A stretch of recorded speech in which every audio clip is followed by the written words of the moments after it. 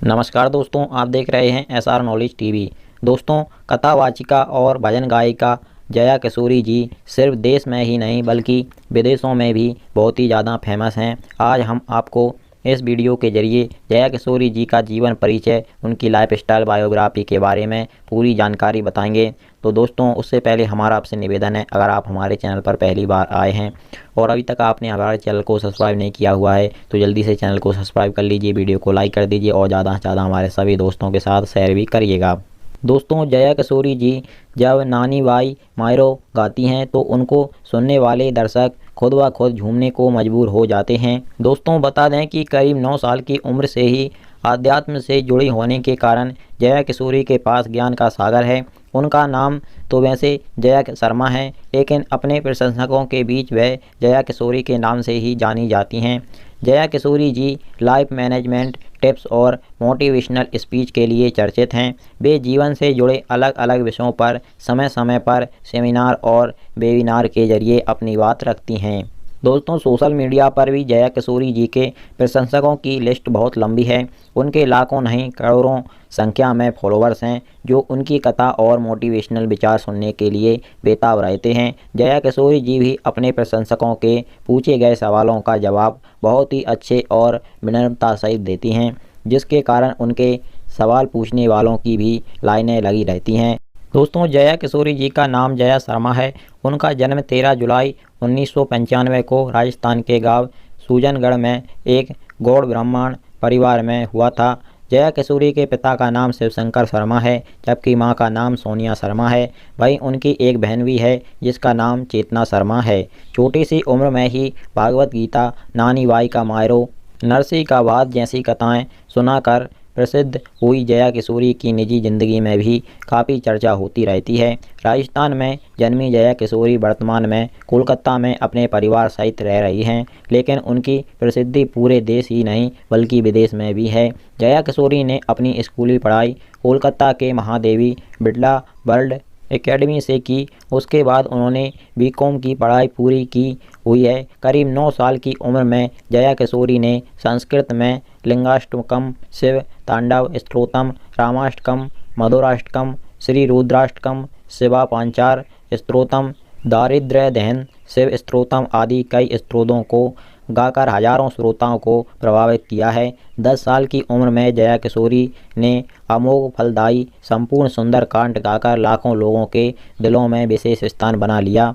उसके बाद से उनके प्रशंसकों में कोई कमी नहीं आई है और उनके प्रशंसक उनकी एक झलक पाने के लिए बेताब रहते हैं। दोस्तों, हर कोई व्यक्ति जया किशोरी जी के पति का नाम जानना चाहता है, लेकिन आपको बता दें कि जया किशोरी जी अभी तक अविवाहित हैं। उन्होंने अपने एक इंटरव्यू में कहा है कि वे कोई साधु या सन्यासिनी नहीं हैं, मात्र एक सामान्य महिला हैं। उन्होंने कहा कि उनकी अभी शादी नहीं हुई है, इसमें बहुत देर है और वे यह कभी भी नहीं चाहेंगी कि शादी के कारण उनकी कथा प्रभावित हो। दोस्तों, जया किशोरी के प्रशंसक उनकी निजी ज़िंदगी के बारे में जानने को बेहद उत्सुक रहते हैं, जैसे वो शादी कब कर रही हैं, कौन दोस्त है, परिवार के साथ उनकी कैसी बॉन्डिंग है।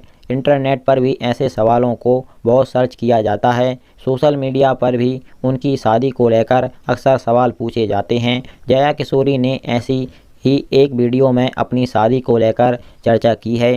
दोस्तों, जया किशोरी जी कहती हैं कि अगर उनकी शादी कोलकाता में ही होती है तो ये उत्तम होगा, ऐसे में वो कभी भी अपने घर आकर खा सकती हैं, लेकिन अगर वो ब्याह कर कहीं और जाती हैं तो उनकी शर्त ये है कि उनके माता पिता भी उसी जगह शिफ्ट होंगे। इससे उनके माता पिता भी वहीं कहीं आसपास घर लेकर उनके साथ ही रह सकते हैं। और दोस्तों, बता दें कि जया किशोरी को उनके गुरु पंडित श्री गोविंद राम जी मिश्रा ने उनके भगवान श्री कृष्ण के प्रति प्रेम को देखते हुए उन्हें किशोरी जी की उपाधि दी थी। जया किशोरी कई कहती हैं कि उन्हें अधिक समय तक अपने गुरु का सानिध्य नहीं मिल सकता है। अपनी कथाओं से आने वाला चंदा जया किशोरी की उदयपुर की एक संस्था नारायण सेवा संस्थान को दान के रूप में दे दिया जाता है। दोस्तों, यह संस्था दिव्यांग और अपंग लोगों के लिए अस्पताल चलाती है और गरीबों की सेवा करती है। नारायण सेवा संस्थान द्वारा कई गौशालाएं भी चलाई जाती हैं।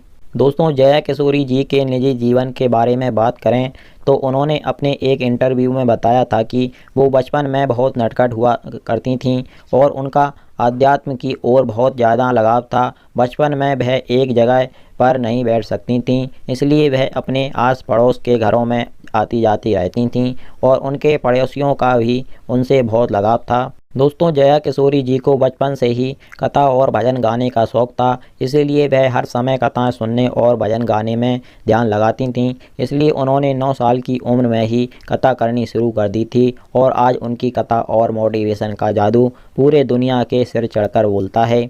दोस्तों, जैसे कि सभी जानते हैं कि जया किशोरी जी भारत के साथ साथ विदेशों में भी बड़े बड़े समारोह में भाग ले चुकी हैं। ऐसे में उन्हें बहुत सारे अवार्ड मिल चुके हैं। फेम इंडिया एशिया पोस्ट सर्वे 2019 यूथ आइकन सर्वे रिपोर्ट में जया किशोरी जी 18,320 प्रबुद्ध लोगों के अध्यात्म की श्रेणी में रखी गई थी। दोस्तों, जया किशोरी जी ने कृष्ण गोविंद, गोविंद गोपाल नंदलाल और मेरा आपकी कृपा से सब काम हो रहा है, आज हरि आए विदुर घर, ऐसे हरे कृष्णा हरे रामा जैसे कई सारे लोकप्रिय भजन गाए हैं। तो दोस्तों, आपको जया किशोरी जी का यह जीवन परिचय कैसा लगा, आप हमें कमेंट में ज़रूर बताइएगा और इसी तरह की इंटरेस्टिंग नॉलेज आगे भी पाने के लिए आप हमारे चैनल को सब्सक्राइब जरूर करिएगा। चलिए फिर मिलते हैं इसी प्रकार की एक और नई जानकारी के साथ अगली वीडियो में। नमस्कार, धन्यवाद।